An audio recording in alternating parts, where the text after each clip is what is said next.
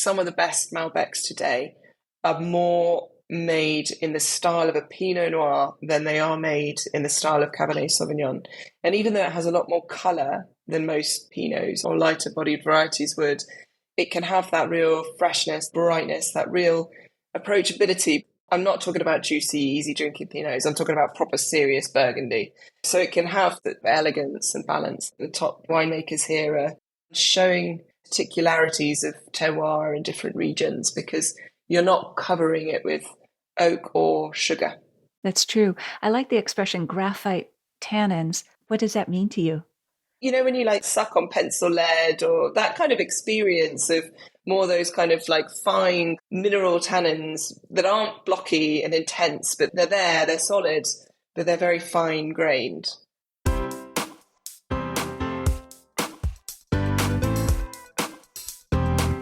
Do you have a thirst to learn about wine? Do you love stories about wonderfully obsessive people, hauntingly beautiful places, and amusingly awkward social situations? Well, that's the blend here on the Unreserved Wine Talk podcast. I'm your host, Natalie McLean, and each week I share with you unfiltered conversations with celebrities in the wine world, as well as confessions from my own tipsy journey as I write my third book on this subject. I'm so glad you're here. Now pass me that bottle, please, and let's get started. Welcome to episode 265. How did the South American wine industry develop? What might surprise you about the variety of wines produced in South America? And how has Argentina's flagship red wine Malbec changed over the past 5 years? In today's episode, you'll hear the stories and tips that answer those questions in our chat with Amanda Barnes, author of the South American Wine Guide. One of you is going to win a copy of her beautiful hardcover book. All you need to do is email me and let me know that you'd like to win. I'll choose one person randomly from those who contact me at natalie@nataliemclean.com. I wanted to mention a recent winner of the books that we've been giving away on the podcast, as well as some other books that you can still win. Jennifer Gross from Edmonton has won a copy of How to Taste, a guide to discovering flavor and savoring life by Mandy Neglich. I still have one more copy of Mandy's book to give away. I also still have one copy left of Vintage Crime, a short history of wine fraud by Master of Wine Rebecca Gibb. So let me know if you'd like to win this one, Mandy's book, or Amanda's book. By the way, you don't need to live in Canada to win. Before we dive into our chat with Amanda, I want to thank you for being such a huge supporter of my book, Wine Witch on Fire, Rising from the Ashes of Divorce, Defamation, and Drinking Too Much. Not only did it become a national bestseller on the Globe and Mail's list this year, but it was also my publisher's #1 book of the year. I could not have done this without you. Thank you. If you haven't got your copy yet and would like to support it and this podcast that I do on a volunteer basis, please order it from any online book retailer no matter where you live. It usually arrives in a matter of days. Every little bit helps spread the message in this book of hope, justice, and resilience. I'll put a link in the show notes to all retailers worldwide at nataliemclean.com/265. If you've read the book or are reading it, I'd love to hear from you at natalie@nataliemclean.com. I'd also love to hear from you with ideas about who we should have on the podcast in 2024. I'm looking for guests who are great storytellers who can entertain and educate us at the same time. They could be writers, winemakers, sommeliers, chefs, or experts in other related areas such as wine and health, wine and cheese, wine and charcuterie. You get the idea. If you have any other suggestions on how to improve this podcast, please let me know. Okay, on with the show.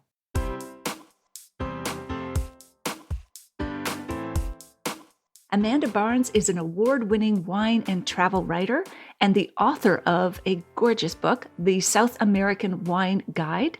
Although she was born and raised in Hampshire, England, Amanda has been based in South America since 2009, specializing in the wines of Argentina, Chile, Uruguay, Bolivia, Peru, and Brazil. Her writing has been published in Decanter Magazine and the World Atlas of Wine, and she is the editor of the Circle of Wine Writers monthly publication. She joins us now from her home in Mendoza. Hello, Amanda. So glad you're joining us. Hello, thank you for inviting me. It's a pleasure to be with you, virtually. Yes, but with you. Virtually. That's the best we can do these days. Yeah. So before we dive into your wine career, do you recall the moment you realized that you wanted to become a writer? It's difficult to kind of align it to a moment. I think I was quite an avid reader as a young child. So I would read a lot of different novels and fiction. And I think it was just kind of piece by piece, the threads kind of came together. And I thought, at one stage I was going to be a vet, like everyone working in a zoo. I wanted to be an actress, as any kind of slightly annoying young child does want to be. And then I really started to think, actually, maybe I like writing. And actually, it was when I was going to go to drama school for university that my drama teacher said that he was going to give my recommendation for RADA, because he can only give 1 or 2 a year. And he said he was going to give me the recommendation, but that he really thinks I should think about studying writing first. So he saw that. And that, I think, was probably the advice that actually made me go, maybe I will take literature and then I can do acting if I want to later. And then I really got into the flow of writing and journalism. And I started writing for newspapers when I was 15. Oh, wow. So it was always something I did. And I did a lot of poetry as a child and had to read it in front of assembly and had lots of cringeworthy moments. reading. What were you writing about at 15? Love. Always love. Oh, love. Okay. Well, no, as a journalist, I was working on the local newspapers. So everything, from covering the local fate to, police reports or sitting in at council meetings. But yeah, my poetry was almost always about romance. Oh, yes. Well, as it should be. And then you became enamored of South American authors such as Gabriel Garcia Marquez, 100 Years of Solitude, I believe. Did those writers inspire you to travel to South America? Yeah. Definitely. So when I was at university in London, I was studying comparative literature. So the first year they actually offered as a bachelor's. And I did, as part of my entire course, I took Latin American literature and absolutely fell head over heels with magical realism, the genre that is quite prolific here, and Gabriel Garcia Marquez is one, Borges another. Did my thesis on it in the end and just fell in love with the literature and with all the kind of stories that they wove together. I mean, magical realism is actually quite dark, but there was so much fantasy in there as well, which just really, appealed to my sense of adventure. And I've been kind of consuming South America from afar for a long time in terms of music and my, friends, Latin American friends, learning Spanish with them.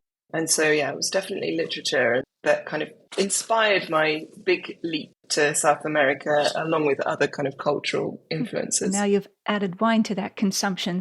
But you ended up moving from England to Argentina. That's a long way to journey away from family and home. What inspired you to actually move and live in Argentina? Well, I just wanted to go. And at that stage, I'd been working at a newspaper. I was editor of the local newspaper for a couple of years. I wasn't learning anything new.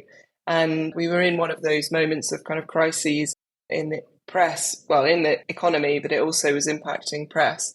And I decided that actually, if I'm going to make this jump, I may as well do it now while I was young and didn't have to worry about things like mortgage or anything else. And decided to go live for a year, test it out. And if I wasn't happy, come back. And I was happy. There you go. I loved it. And I fell down the rabbit hole that is the wine industry. And, originally I wasn't planning to come here to write about wine. I was going to write about gastronomy and travel.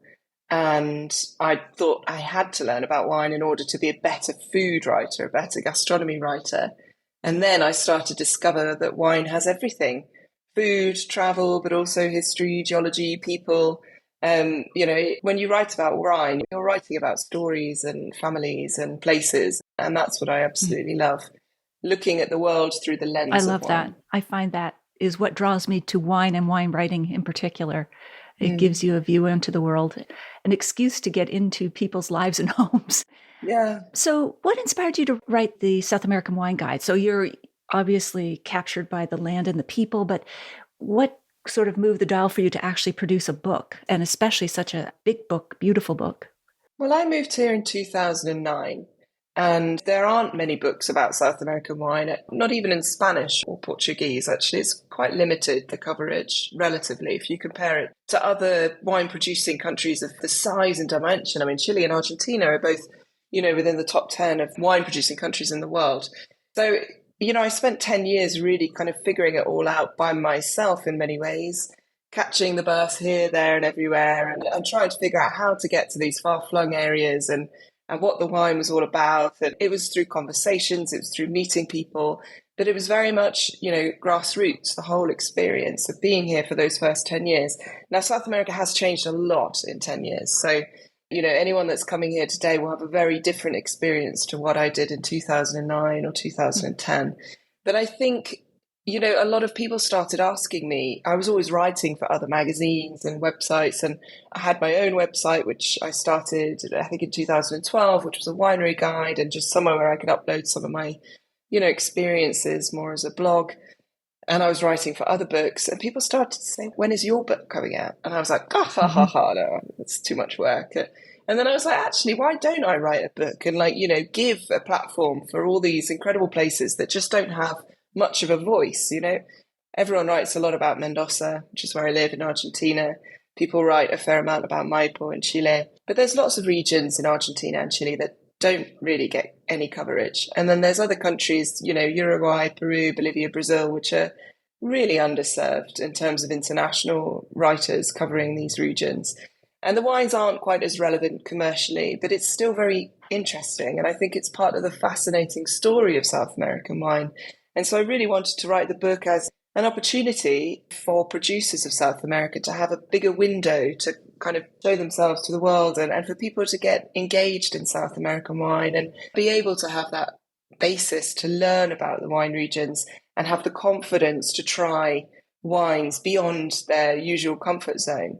And I really think, the reason that Burgundy and great wine regions of Europe so well known today is not only because the wines are great, but it's that accessibility of knowledge. It's very easy to find out information about the different crus and the different producers. And I think, my goal with the book is to make South America more accessible so that people, can dive in with more confidence and discover the incredible wines, regions, and people that come from this beautiful and fascinating continent. Cool. So you've kind of answered one of the other questions I had in a nutshell. What is this book about? But if you were to give an elevator pitch or something that you haven't mentioned, now there are lots of maps, for instance. How many maps are there?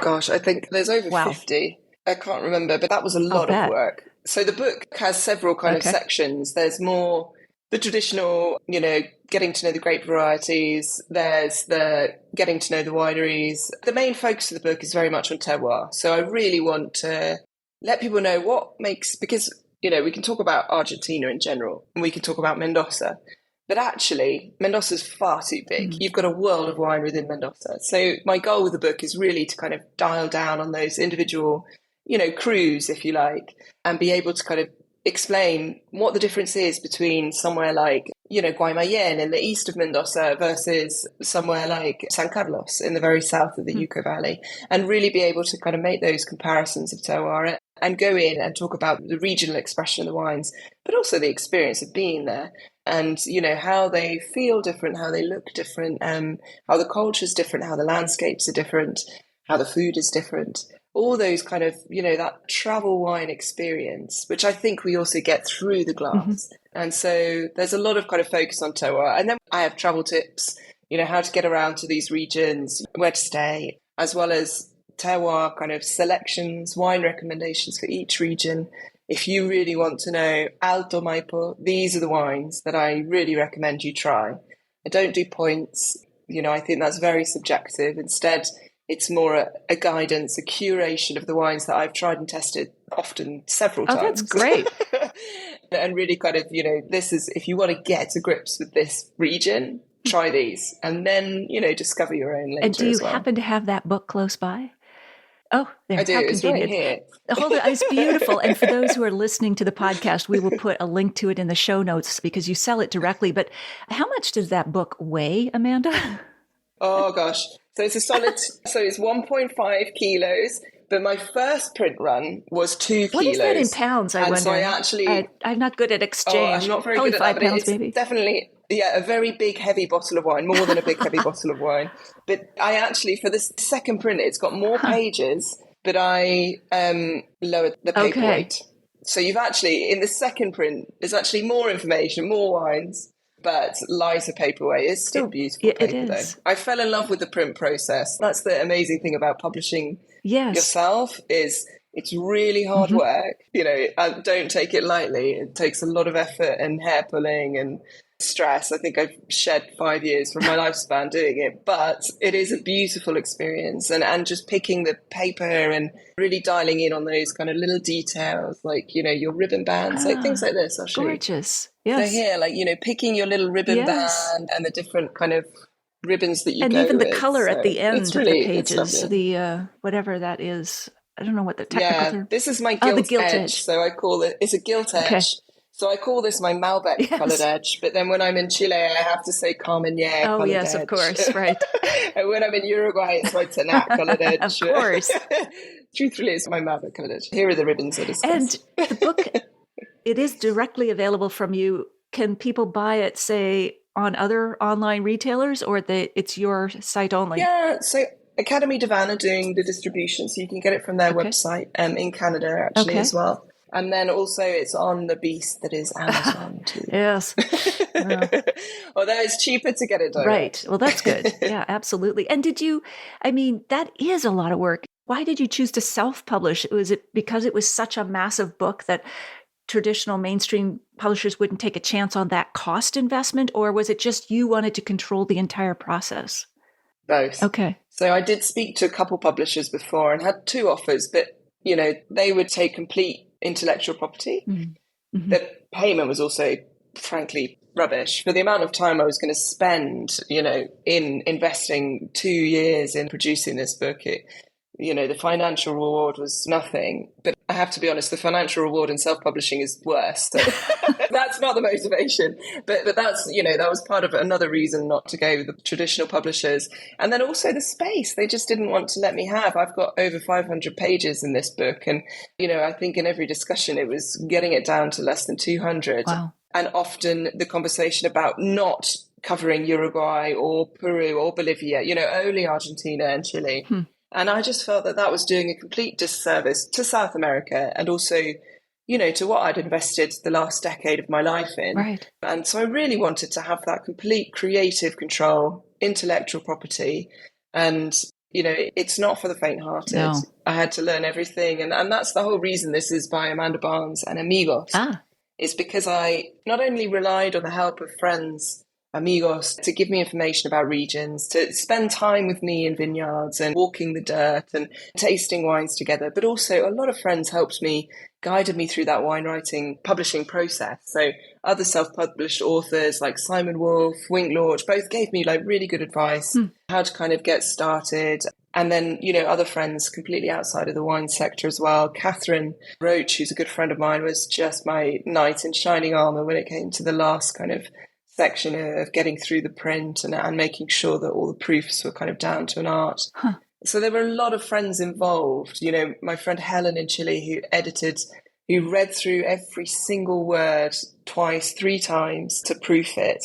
There were a lot of friends, all the photographers that contributed. There were a lot of friends that really helped me put this together. I couldn't have done it without the help. I couldn't have afforded it without the help of friends. They are good friends indeed. Wow. Difficult process, but a beautiful one. Yeah. It's a once in a lifetime experience. It's a legacy for sure. There is that deep satisfaction of having produced something physical and a beautiful artifact. It is a tribute. So well done. Thank you. Yes, absolutely. So let's talk about the evolution of Argentina's flagship red wine, Malbec. How and when did it arrive in Argentina? So Argentina and South America in general have these kind of 2 history lines, which is quite interesting. The first one is what I kind of call the Criolla period, which is when those first vines arrived in the 1500s, or actually the late 1400s, if we're going to be precise, but started kind of proliferating in the 1500s. And these were the vines that were brought by Christopher Columbus and the conquistadores, and then, stayed with the Spanish immigrants mainly and the Jesuits as they were making their way around the continent. And those first vines were largely, there were two, the most important, Listan Prieto and Moscatelli Alejandría. And from these, it's very interesting because from those two varieties, we actually had this entire family of South American wines born, native varieties, which we call, some of us call the Criollo varieties. There's lots of different names. Okay. But in my book, I have an early kind of family tree, a simplistic family tree for all these native varieties that came from those original ones. So we have, one of the most famous is Torrontés, which you get in Argentina today. But then, you also have Listan Prieto, the original one, makes fascinating wines called País in Chile and Criollo Chica in Argentina and lots of different regions. Those varieties were the only varieties here until the 1800s. And then in the 1850s, we had this other second kind of era, I would say, of South American wine, where we had the Bordeaux influence largely and the European influence again, but mainly kind of more French in terms of kind of intellectual influence. And then we also had these huge waves of Italian immigrants and Spanish as well, but noticeably Italian, which were really important, especially to the development of the industry in Argentina and Brazil. And, Chile to a lesser extent. Chile was further, it was harder to get around to Chile on the boat. So I think you got the really hardy immigrants, you got a lot more kind of Germans and, those kind of Northern Europeans that are used to those kind of treacherous cold conditions. Whereas like the Italians kind of stuck to the first, to the first area that they could get to, which was Argentina and largely Brazil as well. And so in that immigrant wave and also that intellectual exchange with Bordeaux, that's when Malbec arrived, along with a massive kind of treasure trove of lots of different European varieties. And it's very serendipitous as when they arrived because it was just before phylloxera started, before phylloxera came to Europe. So and wiped out South all the America vineyards, for those who may not have heard of it. It's like exactly. the root louse that kind of devastated. Exactly. And so they brought these cuttings. So phylloxera that wiped out all these vineyards. And just before that, we get Malbec, we get Carmenere, which after phylloxera we thought was completely extinct. We didn't think there was any left after phylloxera. And then it got rediscovered because it had been planted in Chile this whole time. And so we have this huge diversity of grape varieties that came in the 1800s. And when you add that to the diversity of native Criollo varieties, there's a lot to discover here. And even though we have trends, and Malbec is one of those big trends, which have largely kind of taken over the population of vines in different periods, that diversity still remains in the old vines. So we still find really old vines of Chasselas from Switzerland, for example, for the Swiss immigrants, especially in Chile. We find Bequignol, which is practically not planted anywhere else, mainly here in Argentina. So there's lots of kind of those relics of the 1800s, which have been kept in production by some producers. But yeah, the beautiful story of Malbec is that it came in the 1800s, was planted quite widely. It actually thrived here. It did very well. It didn't do so well in Bordeaux, which is where it was previously. In Saint-Emilion, they actually think there was more Malbec planted than Merlot. But before phylloxera, before this big disease wiped out all the vineyards. But anyway, it didn't do so well in Bordeaux because it doesn't set very well. It needs sunny, dry conditions for the fruit to set and give you a nice kind of homogeneous production. And here in Mendoza, we have dry, sunny conditions. And so it actually works really well. And throughout kind of Argentina's Andean corridor. But it was only known as the Cepa Francesa. And it wasn't very valuable until the kind of market rediscovered it in the 2000s. Okay. And it didn't do well either, or wasn't taken to Chile, I assume. Like the conditions were not ideal there? No, it was in Chile first. Oh, it was in Chile first. Sorry. Yeah. So all of those Bordeaux varieties that came to Argentina in the 1850s actually came to Chile first. Okay. And I don't know, Argentina's slightly more persuasive, I think, even in the 1800s than the Chileans. And actually they kind of stole the main ampelographer that was working in Chile at the time. Kidnapped him at night. And one of the presidents, they managed to persuade him to come over to Argentina and start the viticulture foundation here. So that's what happened. So he moved over here a couple of years later and then basically did the same as what he'd already been doing in Chile. So there are actually older vines of Malbec in Chile than there are Argentina in the very far south. But we don't hear about them. I guess they didn't really spread or thrive. I just don't hear about Chilean Malbec much. Yes, there isn't as much. They didn't spread to the same extent. So Chile was still very much, it was País, it was the very hardy kind of Criollo variety that was really the one that did very well. And then Chile kind of, started pushing Cabernet Sauvignon and lots of different grape varieties. So Cabernet Sauvignon is the champion of Chile. Malbec is the champion of Argentina. But it went out of fashion. So in the kind of 80s, so in the 70s, there was a period of which everyone was drinking a lot of wine, 92 litres per capita.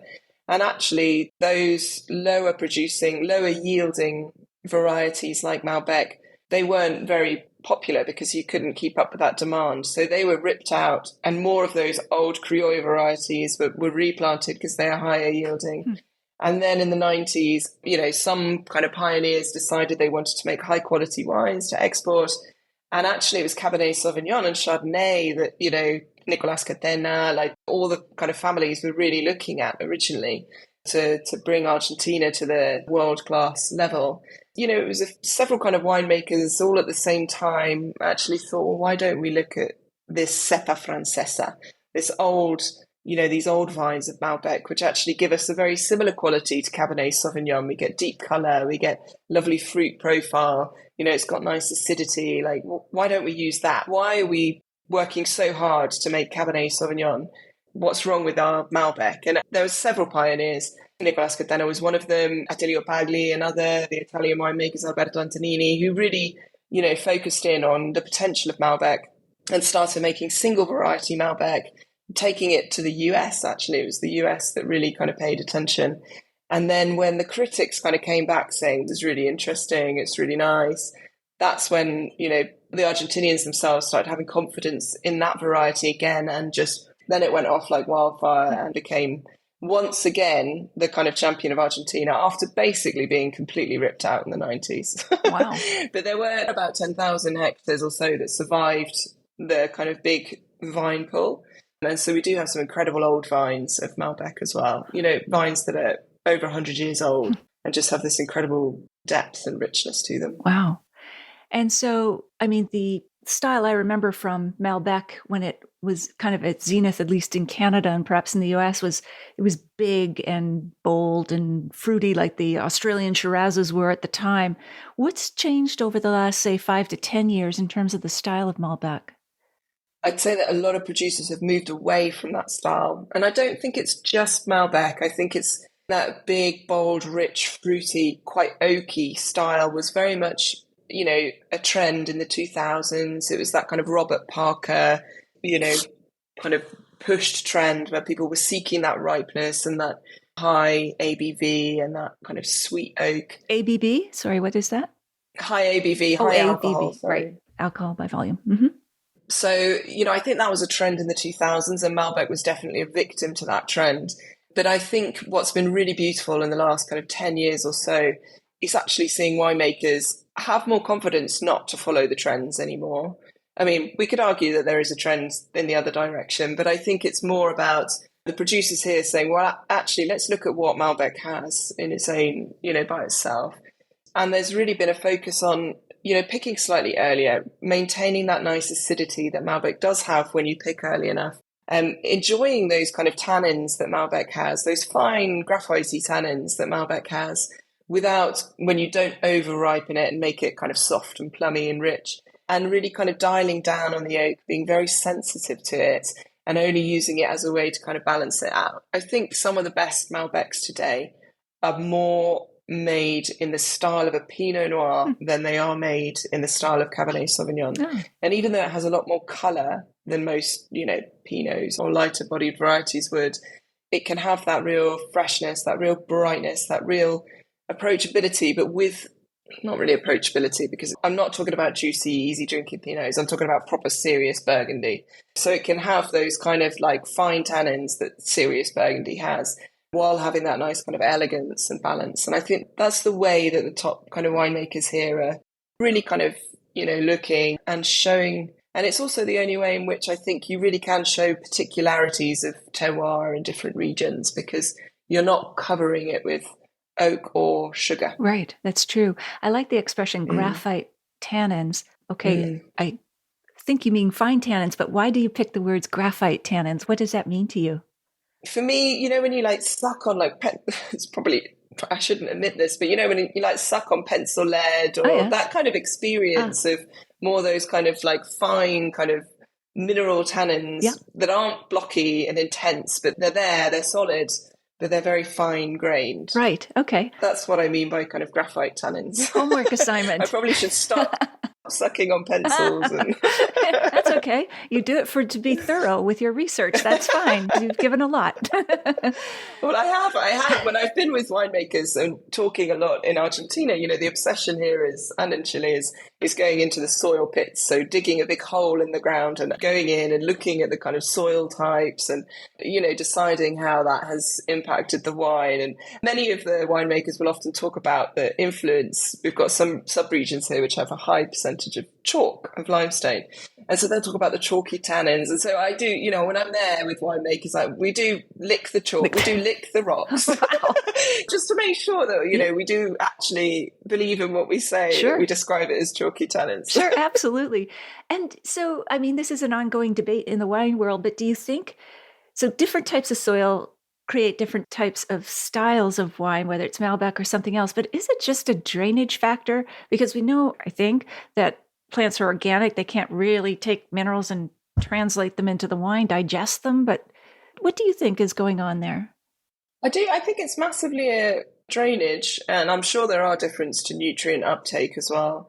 In countries like Chile and Argentina, drainage is really important because you're mainly irrigating as well. So you really need free draining, so the roots go deep, but you also want some kind of water retention. And those kind of chalkier limestone soils are very good at that water, holding on to a good amount of water retention. I don't know the science behind it. I've had the conversation a lot with many different people. I've read a lot of books about it. I don't know that we can definitively say that this soil gives you this flavor profile, but I can say from experience that sandy soils give you lots of fruit. Typically you have very kind of like a very fruity but less kind of structured wine. Those chalky soils typically give you really nice acidity, and then when you get to some of the more kind of volcanic soils of granite, like I always find a real blood, like iron note coming through in the wine. So I do think anecdotally, and through experience and through tasting, we can definitely see differences, and blind as well. So it's one thing to be looking at a label and tasting it and knowing where it comes from. But if you taste blind as well, I do think, not always, but I do think you can certainly notice the difference. I've tested some winemakers here. One of my good friends, Leo Raso, who makes wines in Chile, he used to be making wine here in Argentina, in Altos Los Hormigas. And he's a real soil geek. He's done, so many studies into terroir and, his PhD and all the rest. And I brought a handful of wines, like 5 Malbecs from different vineyards, different soils, blind, unlabeled bottles. And I was like, go on then, put your money where your mouth is, tell me the soil. And he nailed it. Really? He got 4 out of 5 correct, Wow. Spot on. Yeah, so I think we need to go further in figuring out the exact correlation and why. Yeah. But I definitely think there is a correlation for sure. Right. And do sandy soils hold on to more moisture than the chalk soils? Less. Okay, so they're giving you fruitier wines. They're retaining less moisture. Okay, interesting. Trying to keep it straight in my own head as to like, okay, this does that. And okay. So what percentage of vineyards today are planted with Malbec in the country? Well, Malbec is one of the most, I'd have to look at my book to give you the actual percentage, but Malbec is one of the most planted varieties in Argentina. I think it's let me have a look. I don't want to say anything that's incorrect, but it is number 1 by a long way. Okay. So we'd have to work on the actual percentage. So we have over 45,000 hectares of Malbec. Do you work in hectares or acres? Either or is fine. And then I think we have 200 or so. I think it's at least a quarter. Okay, so it's still significant. Significant, yeah. It's very high. Or maybe it's more like a fifth, actually. But, Malbec is the champion grape, and it's a great opportunity to visit all the different wine regions through one wine. In almost every wine region, Malbec is planted in Argentina. Right. So people can do their own comparison. Unparalleled. Yeah, it's an unparalleled opportunity to taste, different terroirs. That's what I love about Malbec. And how does it express itself at various elevations in the Andes? What happens to Malbec as it goes up the hill? Yeah, so the important thing about elevation, if we're looking at Mendoza, for example, typically you get cooler as you go up in altitude.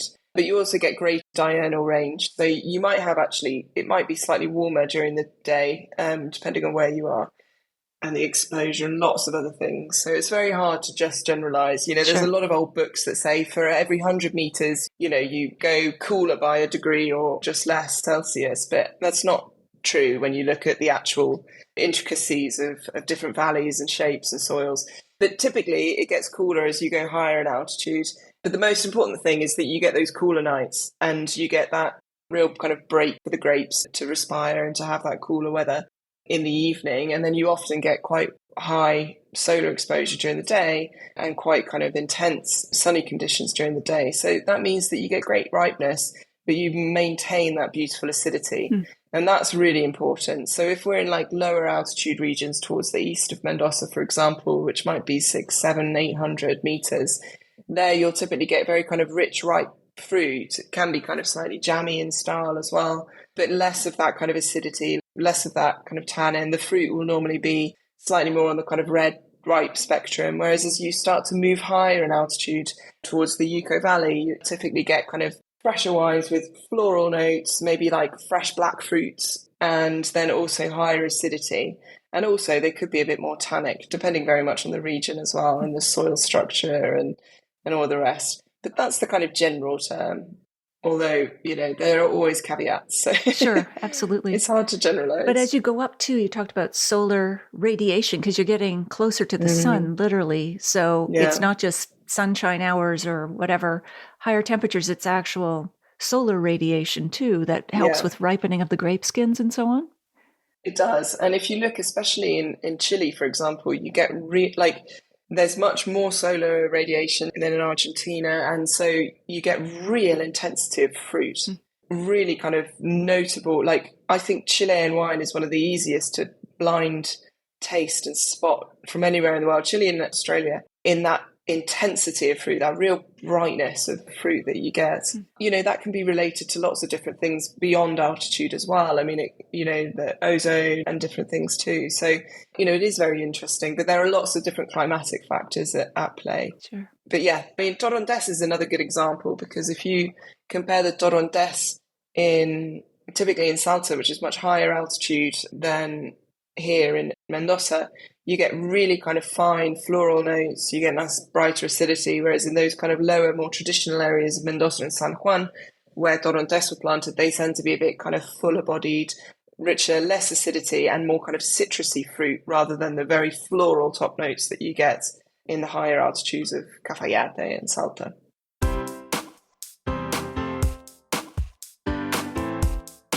Well, there you have it. I hope you enjoyed our chat with Amanda. Here are my takeaways. I love that literature inspired Amanda to move to South America, and then her fascination with the wines kept her there. She shares some terrific insights about how the South American wine industry developed, including the wild diversity of wines produced in the region. Number 2, she also opens up the world of Malbec, Argentina's flagship red wine, and to let us know how it's changed over the past 5 years. As she notes, Malbec is planted in almost every wine region in the country, so it's an unparalleled opportunity to taste different terroirs. Some are made in the style of Pinot Noir, rather than in the style of Cabernet Sauvignon, as we expect. Number 3, she also observes that even though trends have taken over the population of vines in different periods, diversity still remains in the old vines.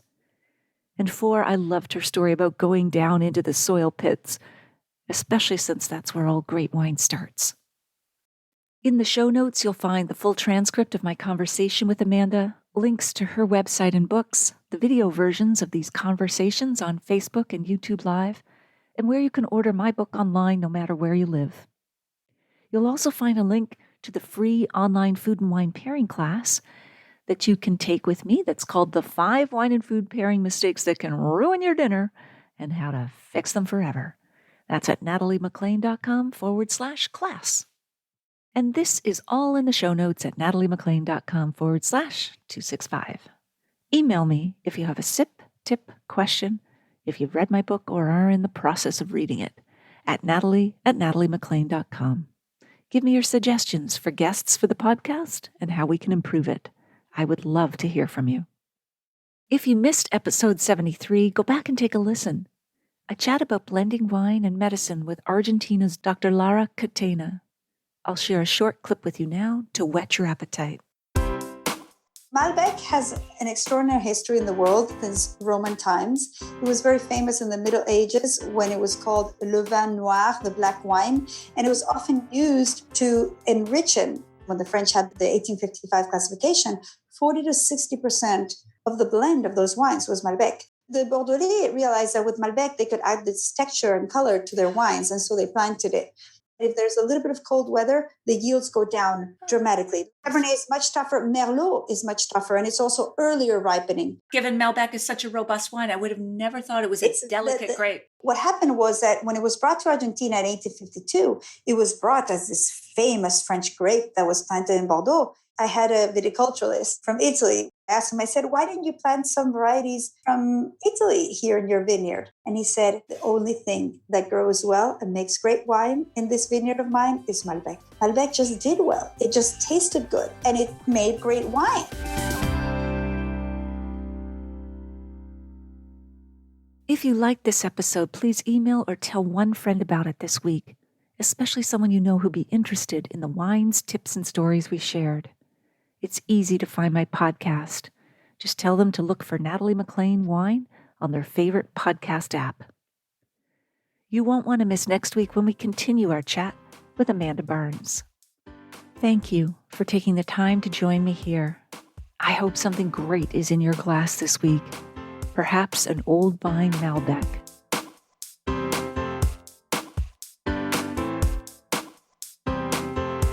You don't want to miss one juicy episode of this podcast, especially the secret, full-bodied bonus episodes that I don't announce on social media. So, subscribe for free now at nataliemclean.com/subscribe. Meet me here next week. Cheers.